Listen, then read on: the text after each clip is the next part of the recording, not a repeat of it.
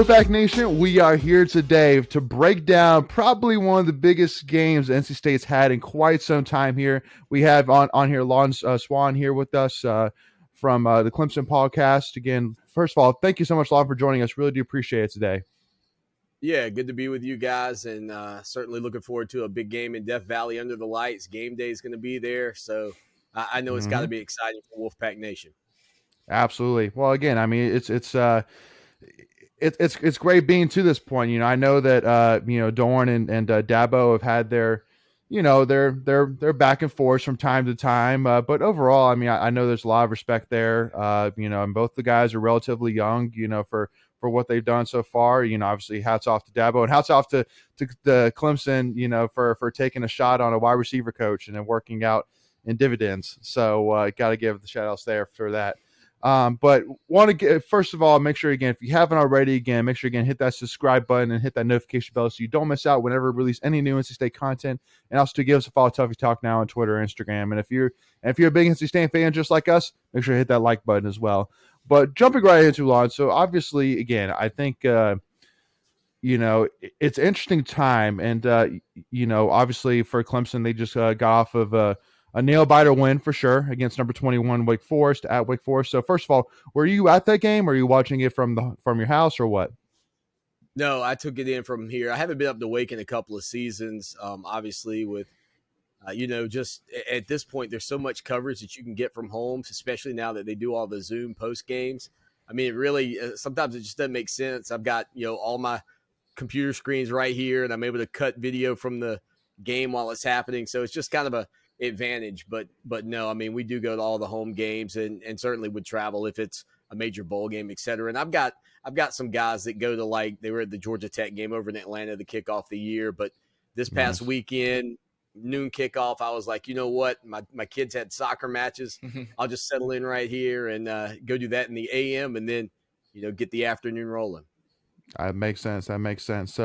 So tell me, what were your kind of initial thoughts about that game? What were some things that stood out to you? What were some things that seemed to be of worry for you? Yeah, I think schematically, Clemson's defense really struggled with Wake Forest and that slow mesh. And I think you watch it and you say to yourself, okay, why does this work? And so Clemson just kind of, I don't want to say that Wes Goodwin,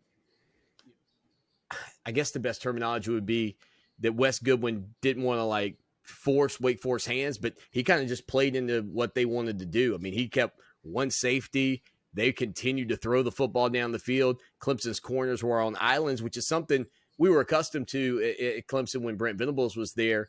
But, this is something that you have to adjust to. And Sam Hartman, in the wide receivers for Wake Forest, I mean, they've been together for years, and they just looked in sync very early. Clemson had some depth issues in the secondary, had 3 guys out.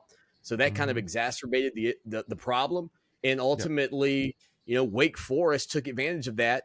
And it wasn't until the fourth quarter where Clemson finally just said, okay, we're just going to let you guys run the ball if that's what you choose to do. We're going to have two safeties. We're going to play some Tampa 2 coverage. We're going to force you guys to try to run the football and really take it out of Sam Hartman's hands. I mean, Hartman had 6 touchdowns in the game. I mean, he looked sharp all day long. And once that happened, slowed the pace. Wake Forest didn't get the big chunk plays, and Clemson just continued to kind of overwhelm them with talent and came away with a victory. It was a hard-fought one for sure. But I think if Clemson had switched up the defense a little earlier, and this may speak to Wes Goodwin's adjustment. I mean, he's a guy that's sort of a relatively unknown. He was on the staff, but people didn't know who he was. If you'd have shown a picture of 4 people and said, pick Wes Goodwin, nobody could have done it. And so the thing about it is you've got a guy that I think is trying to catch up to the nuances of being a game day coordinator, and the guy across from you changing his playbook, and you're trying to adjust to that on the fly. And I think you've seen some rust from him in terms of getting used to that. And so I think as he goes along, he'll get better at it. I think anybody would. But for now, I think what you saw was sort of a stubbornness maybe from Wes Goodwin. And I think that'll be a good lesson for him moving forward. Yeah. Well, because definitely one of the headlines for me, especially this offseason, was obviously Brett Venables deciding to move on, finally and take an opportunity to get a head coaching job at a premier head coaching job like Oklahoma, and then you got Tony Gibson get an opportunity to go across the river to Virginia for the ACC. And so to me, it really kind of stood out to me that I think you and I could both agree that Dabo Sweeney could have called any offensive and any defensive coordinator in the country, and they probably would have taken him up on the opportunity to come to Clemson. And so the fact that you decided instead of doing that to hire or to promote somebody internally to take over those roles, to me seemed like a huge gamble because I mean it could work out for sure, and I mean especially too because I know that the assistant coaching staff has been with Dabo for a long time. I know that Dabo doesn't really have too much attrition really. So, most of those guys have had an opportunity to work with Tony Gibson, work with Brett Venables. But from a risk standpoint, do you kind of agree that I mean it's kind of a high risk, high reward thing because you don't necessarily know, because it's not like they're established coordinators, just like you were saying, they don't necessarily know who Wes Goodwin is, but it'd be easy that if Clemson's defense doesn't, become what talent wise it should be, that it could be an easy thing to point out, being like, well, that guy wasn't really an established coordinator, before this season. Would you kind of agree with that analysis? Yeah, I mean, I think so. It's tough though because so when Sweeney Hmm. got the job, of course, he was a wide receivers coach. He had never been a coordinator, and he got the head Right. coaching job back in '08 after Clemson lost, ironically, to Wake Forest, and Sweeney took over from Tommy Bowden, and he made Billy Napier, who's now the head coach at Florida, the offensive coordinator. Well, a couple of years in to that scenario, and Napier was on the staff, and so a couple of years into that, it wasn't working out, and he got rid of Billy Napier and Yep. then brought in Chad Morris. And at that time, Chad Morris had been a guy who had coached high school football, and then had been at like Tulsa, and people were like, well, this is it. Sweeney's taking a shot. It's either going to go good or it's not, and Clemson's going to fire him, and they'll change head coaches. And so Hmm. that move worked out. And so I think he's been very calculated. I think he's been very wise. When Chad Morris left, he looked in house Hmm. and kept Tony Elliott and Jeff Scott as co-offensive coordinators, and then Clemson went on that incredible run that you saw. A couple of national titles and all the college football playoff appearances, and so to me, he's made the right moves. And that's where you Hmm. just have to trust him, right? Kevin Steele was the defensive coordinator. They get blitzed by West Virginia, like 70-33 in the Orange Bowl. He says, all right, that's not going to do. Goes out and gets arguably the best defensive coordinator in college football in Brent Venables. It takes him a Absolutely. while. I mean, Florida State came into Death Valley very early on in Brent Venables' career and at Clemson and put up 50 some odd points when they had Jameis Winston and those guys back in Yeah. 2003. So his moves have worked out. I think he wouldn't make this move if he didn't believe that it would work. And so that's where I think you just have to kind of roll with some of the hiccups early on in game day operations, because that's something, we talk about this a lot with players, right? Coaches say this all the time. They go, well, you can't simulate that. You can't simulate that at practice. And Hmm. so what you can't simulate at practice is what Wes Goodwin's dealing with now as a defensive coordinator, is that other guy playing chess against you and, just trying to figure it out as quickly as you can. Yeah, absolutely. Well, What? and because kind of talking about Wake Forest too, and Michael, sorry, I'll let you take it over. I just want to ask one more thing. So, finishing up with the kind of the Wake Forest game, obviously, I know that a lot of fans could really look at going, especially late in the game, how it was a huge head scratcher, how Wake Forest was almost throwing the ball at will, but wasn't able to do much on the ground, and rightfully so, especially with Clemson's defensive line as good as they are. And so, for Wake Forest late in the game to go so conservative, I think was honestly the thing that kind of was really what broke the camel's back. For Wake Forest, they should have been more aggressive and really went for an opportunity to go and try and win the game instead of settling for overtime. And Clemson made them pay for it. So do you kind of see this as kind of an opportunity of that you know, obviously with Wake Forest aside, it's definitely kind of a you got away from it there, because I think that there were times where Wake Forest seemed to be the better team for sure. DJ definitely made some plays where he needed to, and obviously Will Shipley, I think that touchdown, where he basically just willed himself across the goal line was very impressive for sure. So do you see, the players potentially after a game like that, kind of looking at it as kind of like we got out of it kind of like the same thing with us, like with ECU, that, even though late in the game we were not the better team, we still found a way to win. At the end of the day, we found a way to win. So, kind of same thing with Clemson there. They just found a way to win, so we're going to make the best out of it. Yeah, I think maybe a little bit. They're certainly disappointed. The good news is they don't want to be playing their best football week 4.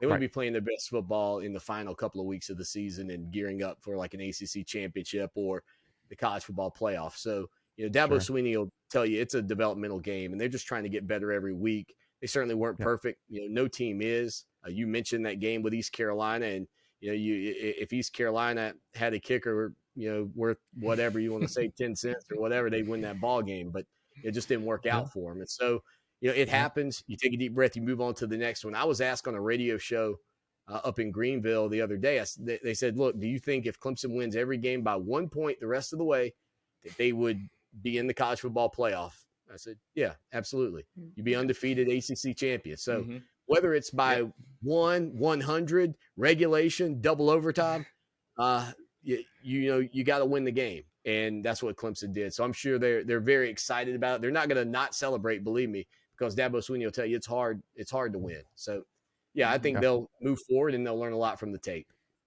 Absolutely. Before we continue, I want to take a quick second to tell you about our sponsor, Flatlands Jessup Insurance Group, that has your whole world covered, with agents in 5 offices throughout eastern North Carolina to help you decide how much coverage you need, offering policies for home and auto, recreational vehicles, commercial, crop, health, life, and employee benefits. They are able to combine options to find a comprehensive solution that works for you. Flatlands Jessup protects the things you love so you can spend less time worrying and more time enjoying them. Find them on Facebook and Instagram at Flatlands Jessup. You can also visit their webpage at www.flatlandsjessup.com. So please make sure to go and check them out. So, what's the biggest difference you've seen with the new coordinators, or has there really not been that many and they're just kind of trying to establish the continuity there? Yeah, I mean, Brandon Streeter had been a part of this staff for a while, right? And he had worked with DJ, so he's, I think, pretty comfortable. And that change doesn't feel nearly as significant as the change on the defensive side of the ball, as I mentioned a few minutes ago. But I do think that when it comes down to, just kind of growing in that role, both sides still are very much doing so. I mean, Clemson rarely attacked the middle of the field in the first 3 ball games. I mean, it was rare. It was rare that the tight ends touched the ball. In this game, the tight ends had 10 receptions, 108 yards, and 3 touchdowns. So, that's another addition to this offense that I think can really help DJ become more comfortable. And that's part of the problem that he had a year ago. I mean, they had so many guys get hurt. They had, just injuries galore. And I think DJ lost a lot of confidence in being willing to throw the ball into tight windows, because he didn't feel like the wide receiver who, when you look at as good as Clemson's been, right? Trevor Lawrence had guys like T. Higgins and Justin Ross and Amari Rodgers to throw the ball to. And last year, all the like, stud wide receivers were banged up. And so the final game of the season, Dabo Swinney's son Will is the starting wide receiver against South Carolina. And it wasn't a rib. It wasn't a, hey, let's get my son in the game. It was, who do we have? And so, that takes his confidence away, because a guy that, if you put a ball in a 50-50 spot and you've got wide receivers that you think are going to make an 80-20 catch, they're going to find a way to make that grab, versus guys that you don't feel that way about. You and I would both start sailing the football and throwing it high because we don't want to put it in peril. And so I think that's probably the biggest thing that we've seen in terms of the offense and the adjustment, is that DJ right now is very comfortable, very confident, calm. And you even saw it on Saturday. And I don't know, I haven't had a chance to watch any games of NC State's outside of that opener against East Carolina. But, if you go back and watch this game between Clemson, the condensed version of these games is fantastic, by the way, for your listeners that don't watch the condensed games. But if you go back and watch it, you'll see DJ does not panic in the pocket. And there are people at his feet. He makes the 2-point conversion late in that game on one leg. He's doing the hokey pokey. He's got a guy on his leg. He's kicked back. That was crazy. To kind of stay in yourself with all that happening tells me that he's right up here. And I don't think he was right up here a year ago. Yeah. Well, and because too, I think that even the games leading up to yesterday's game, that Clemson necessarily didn't look stout offensively. It's not like, for like Furman, for example, they were putting 70 up on Furman. So I mean, definitely yesterday I saw a different side for DJ for sure. Obviously putting up 371 and 5 touchdowns is very impressive, against Wake Forest, even though I know that we can all agree that Wake Forest is probably not on the better half of the better defenses in the country for sure. But you knew going into it was going to be more of a shootout with obviously just dealing with the punches that Sam Hartman was going to give. You knew that. So kind of talk to me, because obviously I think for me, when Georgia Tech, when Clemson played Georgia Tech in the post game, Dabo Swinney basically talked about how he was very happy with DJ. And one of the kind of immediate head scratchers to me was, this is a guy that during his tenure, especially over the last 10 years, has had guys like Taj Boyd, Deshaun Watson, Kelly Bryant, Trevor Lawrence, guys that were elite quarterbacks that really were great in the system. And up until that point, I feel like DJ hadn't really had that elite moment besides the Notre Dame game when he stepped in for Trevor Lawrence. That was obviously seemed to be kind of a head scratcher point then. So do you really foresee DJ being, because I mean, I know of like from a high school recruit wise that, I mean, he was up there as one of the best high school quarterback recruits, but just to me, it just seems like that DJ doesn't quite have, and I know too, even the weapons, even too, to really have what it takes in order to take that elite step. But I mean, tell me otherwise. I mean, I know that obviously yesterday it seemed like definitely DJ took a step forward, but I mean, I think that we can agree that it'll be an interesting test to see what he can do against a defense like NC State that's very experienced and also has a lot of talent to it, and also too has been fairly healthy up until this point as well. Yeah, I think that he's certainly shown. I've said since that game against Notre Dame, and then once you started to see him struggle last year, I could not put myself in the belief that was like a one-off. You just couldn't tell me that a kid could go there, throw for more yards than anybody else has thrown against Notre Dame, and that guy's still not in there somewhere. And so that's what I think has been so positive about this year is you do feel like you're starting to see that guy. And so the good news for Clemson will be that this game's in Death Valley, because you're right. Yes. The NC State defense up till this point will be the best defense that Clemson will face. And there may be an argument to be made that in the Atlantic Coast Conference, it ends up being the best defense that Clemson will see all year. Yeah. But DJ is not going to have to deal with fans raining down on him the whole game and all of that comes along with being on the road in a matchup like this. So I think that's to his advantage, going into this game that he's at home. And, I think that he's going to be confident. And the biggest concern I would say would be if NC State comes out and gets a quick turnover, maybe two, does he sink back to that same kind of thought process or where he was a year ago? Yeah. Because then I think it'll be a long day for Clemson. Yeah. But if he comes out and if Clemson scores quick and kind of like they did against Wake Forest and they feel good about themselves, then I think it flips to the other side where there's a lot of pressure on Devin Leary and NC State, and that environment's going to be a night game. It's going to be, in Clemson's defense is certainly going to be the toughest defense I think that NC State's going to face in the Atlantic Coast Conference. And so from that standpoint, that's where the kind of shoe could go on the other foot where, hey, does Devin Leary perform like he has throughout his career? And I know this year's been a little slower start for him. And so, when he gets under those lights, that's going to be kind of the converse side of things, I would say. I would agree with you, but I remember that I think the last game of the year, we played a team that preseason said they were going to be the number one defense in the country in UNC. So they might be kind of tough, but but Clemson might be up there too. Yeah, no, sorry. We're NC State fans. Got to take a dig at UNC when we can. But anyway, yeah, no, I think, we are definitely on the same page that definitely this is a game, especially in a tough environment like Clemson, where you cannot play from behind and expect to be able to work your way out easily, if not at all. And so I completely agree with you. Because the one thing as well, which I would say from watching the Wake Forest game for the most part, it seemed like there was a lot of times where Wake Forest would rush 3 or 4, give DJ a good amount of time. And you and I both agree that he's a good, if not great enough passer, that if you give him time, he will eventually find a way to make you pay.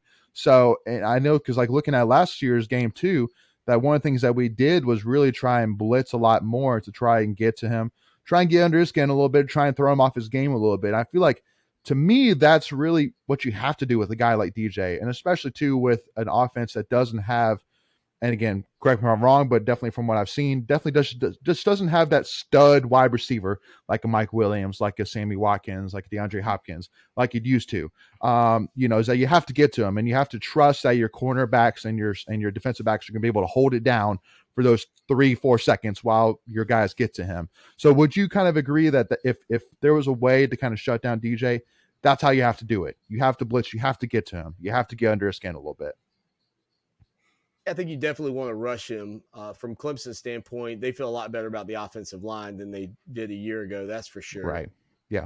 Ari Collins has really come on. Those two guys, Dakari and DJ, were high school teammates. So you kind of see them getting back, to good. Dakari's, he's about 6'3", 215, 220. So he's a pretty good sized guy. But they got a couple of freshmen, Adam Randall and Antonio Williams, who are starting to really come on. And it's part of the reason that Dakari Collins decided to head into the transfer portal, because his playing time was starting to be diminished. So, as these guys get a little bit more confident, you kind of saw that this weekend from them offensively. I think it really helps. And again, for the first time in a long time, the tight ends, both of them, Jake Brenningstool and Davis Allen, were really weapons for DJ. And so you add that into the mix, and now I think he's more confident. And I think he feels good about who he's got around him. That NC State game was still pretty early a year ago, but, I don't know where DJ was at that point. He was dealing with some things off the field with his family life. And so, he never made an excuse. He never said, hey, this is why I'm not playing great. And I think now, this Clemson Tiger offense has scored more points through 4 games than all but one Clemson offense in the history of the program. So they're off to, and last year's was the worst in Dabo Swinney's tenure. Yeah. In through 4 games. So they are now the second best in the history of the program offensively through 4 games, versus last year when they were the worst in Dabo Swinney's tenure. And that worst, I think they had I want to say they scored 76 points through the first 4 games of the season. Now they played Georgia out of the gates and only scored 3, but a year ago. But yeah, I mean, to have the second most prolific scoring offense that this program's ever had, and that's with Trevor, and that's with Deshaun, and that's with Taj Boyd at quarterback, and this one is more prolific offensively than that one. They got the benefit of a double overtime game for sure, but still, the numbers are the numbers. Well, and obviously too, not to be kind of the one to throw it in, but I mean, for the State fans to keep in mind, is obviously just like you were saying, Clemson started off last season playing Georgia. Well, this year they played Georgia Tech, Furman, Louisiana Tech, and Wake Forest. So it's, I mean, it at least shows that, at least from a Clemson side, that the offense is at least efficient of a sort. It's able to produce. But I think you and I could both agree, though. The thing is, but they didn't produce all that well against Furman and La Tech, like you said. Right. So but at least they were able to put points on the board, is what I guess more what I'm saying. Well, if they performed in those games like you and I both think they should have, yeah, right, they would have blown away the all-time mark. And if you go through all those years and all those seasons, because we're not talking about just 1 year. Right. The one-off of this whole thing was what happened last year when they only scored 70-some-odd points. I mean, every season, 4 games in, second most prolific scoring offense in Clemson history. And they don't always line up with Georgia game 1, that's for sure. But even still, I think if any team facing Georgia's defense last year definitely had their work cut out for them. So that's for sure. And it was a pick 6. That's what maybe people don't know if y'all watched the game. It was a pick 6. It wasn't even like Georgia scored. That game was 3-3 and a pick 6 to win it. So I mean, that was, you talk about a boring and wild, exciting game. That was a boring, wild, and exciting game. Yeah, no, I agree with you on that. So with that being said, we're going to take a pause right there here, and we'll jump into part 2 here as we'll talk about more on the defense side, talk about predictions, kind of make or break situations, as well as got to talk a little bit about our guy Will Shipley, that definitely still kind of grinds our gears a little bit from the NC State side for sure. But again, first of all, want to give you opportunities. Obviously, the Clemson Sports Twitter page. make sure to check them out. Wolfpack Nation for sure. And then, Lawton, where can they check out? Where can any NC State fan kind of check out any of the Clemson Sports media heading up to the Clemson game? Yeah, so we're live every day from 4 to 6 on iHeartRadio. It's Fox Sports Radio 1400. Full website, ClemsonSportsTalk.com. And then, we've got podcasts that we do of the radio show every day. And most of that, if I'm on Twitter at Clemson Sports, super easy.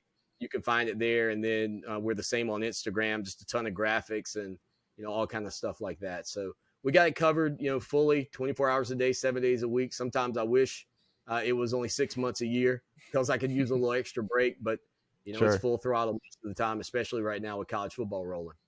Absolutely. All right. Well, thank you so much again. Make sure, if you haven't already, Wolfpack Nation, hit that subscribe button, hit that notification bell so you're notified on all your devices whenever we release any new NC State content. Give this video a like if you're a big NC State fan just like us, and also give us a follow, Tuffy Talk Now on Twitter and Instagram if you haven't already. But thank you all so much again. Make sure to tune in for part 2 as we continue this conversation on. As always, go Pack, baby.